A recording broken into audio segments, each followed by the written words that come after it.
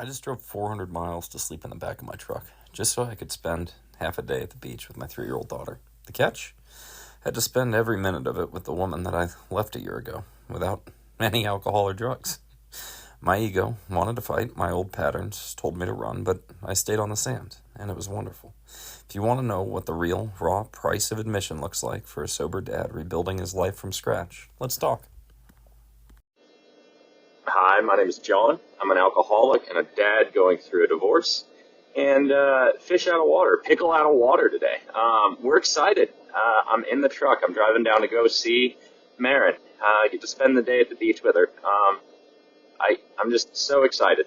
I have my truck loaded up. I don't live close to Maren. I'm 5 or 6 hour drive away. Where we lived, and with me still paying my half of the mortgage and everything, I can't afford to live there. I've also had issues with work. So I'm currently living with my parents. So this is the closest I can be. Where we lived, I didn't grow up. I didn't live there. I'm not from there. And because of that, I really had nowhere to go. Also, I just went to rehab. So it's not like I was on a winning streak. So I went to the place I could afford to do and still care for my daughter from a distance as I could, and that's what I'm doing. And when we get to see her tomorrow. But in order to, save a few shekels, I turned my truck into a camper. So I built a platform, I sleep on it, and one of the things when I left my wife, and I have a tendency to do this every few years, I throw my arms up and say, fuck it. And that's what I'm trying to stop doing. It's one of the reasons why I thought it was an important decision to go to rehab, and I'm happy that I did, even though it has cost me some things in the short term.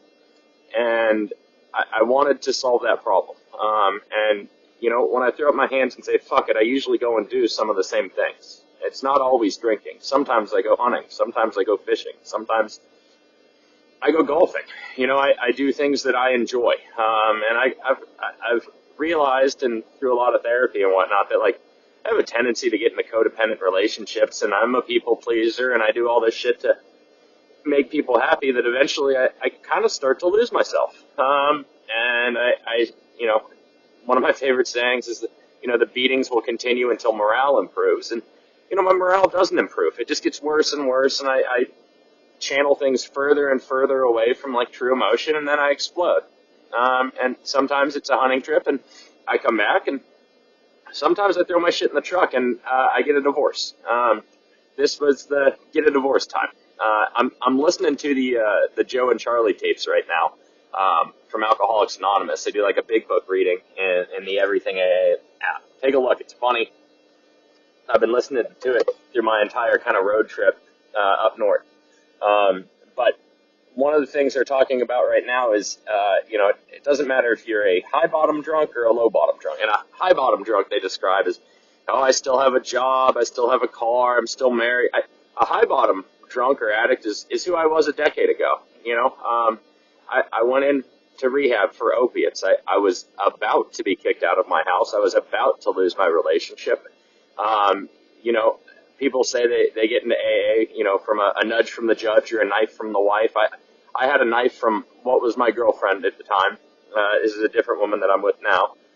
But, you keep doing this and get out and figure it out. And again, I was in a foreign land on, hours and hours and hours, thousands of miles from where I grew up or anyone I knew, and had nowhere to go. So I took the knife from the pseudo-wife and went to rehab. And you could still describe me as a high-bottom addict. I had a job. I had a promotion. That's what took me over there. I had a girlfriend and a dog and an apartment. And, on paper, things looked good. But I also kind of told myself that I had an opiate problem that was caused by the doctors. I had my wisdom teeth taken out, and I had a broken leg, and, I got surgery on my foot. All these things happened, and they just kept feeding me with pills and pills and pills and pills and pills, right? And then, everyone knows how that story goes. But I told myself that was my problem. I'm not an addict or an alcoholic. So I kept drinking, and it worked for 10 years. I was, quote unquote, fine in my own eyes. Got a house, got married, moved up kind of my corporate ladder. And then I did hit a low bottom, threw my shit in the car, said, fuck it, I'm going. And I grabbed my bike, a golf club, my golf clubs, and a bag of clothes. It wasn't proud, but that's what I did. But I'm endeavoring and efforting right now to not make those same mistakes, to not do it the same way that I always did. Oh, here we go. Here's our left turn. You're going to hear my GPS. I'm going to get to that. But in an effort to see Maren, one of the things I want to do is ensure that I'm doing things for me. So I turned my truck into a camper, and it's a long drive down to see her, and I won't be able to see her tomorrow. So I'm going to stop on a.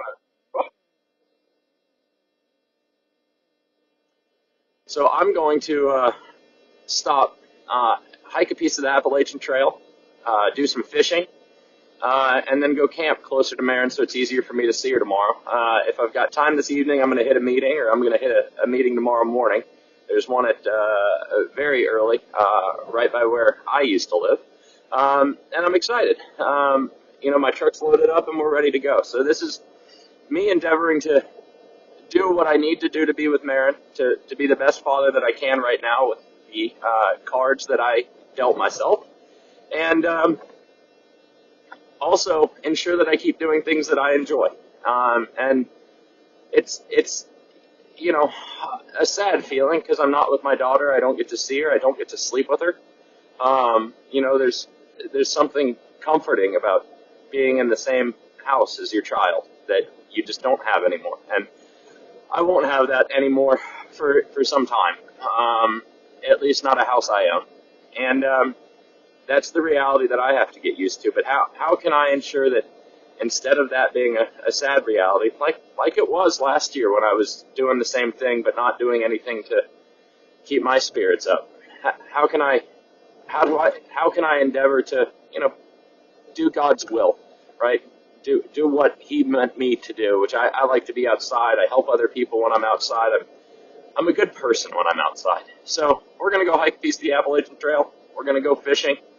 We're gonna go to the beach with our daughter tomorrow. This is the Pickle Out of Water, and I don't know. I think my jar is just gonna get a little bit bigger. So I don't know if this is a pickle in water or a pickle out of water, but this is a pickle trying to create his own jar now. So thanks for listening, guys. Looking forward to sharing more of my experience.